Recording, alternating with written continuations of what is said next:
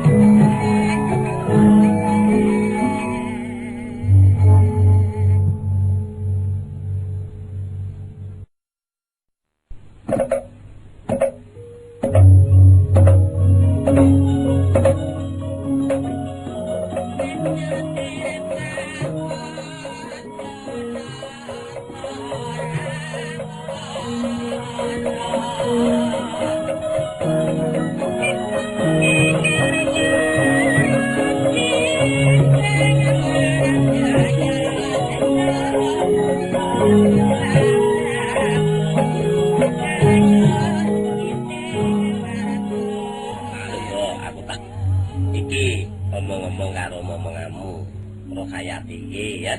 Iki penak napa lho, Dik ya? Nggih, ampun. Kene bayar ning ndi to, Lek? Anu ra ditepi gedhe ana. Lho kok datang napa? Enggak menawi wonten nangep babab ingkang anu lagi menapa menika. Ya ora kok ya. Wawadi. Mbak Yu Rohayati. Heeh, piye pengiran? Ing atase wis sawetara taun panjenengan karo aku cimondhok ning pamulangan luhur kene. Iki durung nate. Aku kepingin omong-omongan mirunggan. Nglairake isen-isen ing atiku. Lah iki mumpung ana wektu, aku kepingin nglairake isen-isen ing atiku ingkang awujud lan asipat pitakon kalawan panjenengan Mbak Yu Rohayati. Coba pitakonku iki jawaban. Kok medhek-dheki to? Ora perlu deg-degan ora panik ya. Ora panik ya. Kok panik ya? Ora tahu to. Kedadosan napa-napa kok nyingkir panik ya. Wis iki ora apa-apa ki. Kowe kena padha ngrungokake kecek karo mangkum. Pitakon iki pitakonan kang lumrah, Mboten kawan. ora. Disambon ngaten. Mbak Yu Rohayati. Kepiye? Apa to gegayuhan panjenengan sajrone panjenengan ngudi pangerten ana ing pamulangan luhur. Kalamun besok wis gentas anggone padha ngudi kawruh ana ing pamulangan luhur iki, apa ingkang dadi gegayuhane Mbak Yu Rohayati? Coba aku kepengin ngerti pratelane Mbak Yu Rohayati. Ngono to sing tak takoki. Tak kira penemumu apa meneh penemuku lan gegayuhanku karo gegayuhanmu iki tak kira padha wae.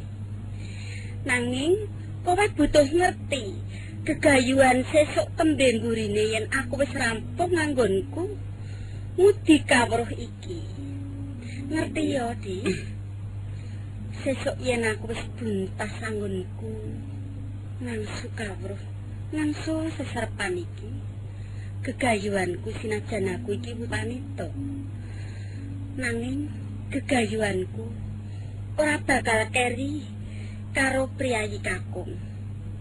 Lha Ngendikane Simbah nalika mbiyen. Penemuning kakung lan wanita iki seje nalika mbiyen. Nanging yen saiki iki kakung karo putri iki padha wae gegayuhane. Sinajan aku iki mung wanita, nanging emoh yen aku nganti keri karo penemuning kakung. Upamane ya yen piyayi kakung bisa ngasta guru. Iki aku gomoh yen nganti keri. Sinajan putri aku bisa dadi guru. Kaping pindhone upama kakung iki bisa maju ning peperangan, aku sinajan wanita, aku go bisa ngrampungake samubarang lir apa wae, lan aku go ora bakal wedi maju ning peperangan. Tak kira padha wae. Dadi kuwi nganggo mata. Lah upama kowe piye gegayuhan? Pancen isine pasinaon kaya ngono. Setemene nganti ing jaman iki kudune panjenengan karo aku ing besuke yen terus bali saka pamulangan luhur kudu wani madhet ana ing tengah-tengahing kawibawan Kasultanan ing Palembang saengga bisa mujudake owah-owahaning kahanan ing Kasultanan Palembang. Iya, yen to katujuan lan gegayane Mbak Yura Hayati kepingin disebut dadi wanita kang utama. Ora gelem keri karo priya. Ketang asipat wanita uga saged manggo sanjata ing palagan wani nepesake getih kanggo ngrungkepi negara ing Palembang. Kuwi tegese wanita sing utama. Aku duwe gegayuhan kang gumathok. Yen to besok aku bali saka ing pamulangan luhur kene ana ing Kasultanan Palembang, aku kepengin madhet dadi priya ingkang patak lan tangguh. Lire.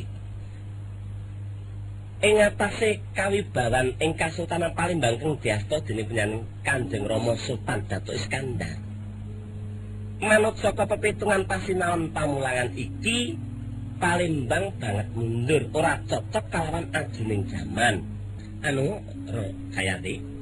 Piye, Di? Sesuk wiwit sowan ana ngersaning guru, kowe karo aku bakal nampa pasinaon. Mula ayo padha mapan, padha sinau. Ayo. Ya wis saya. Bocah kok main keri. Ayo. Ya wis saya tak. Kok main keri karo aku kok. Obatnya aku.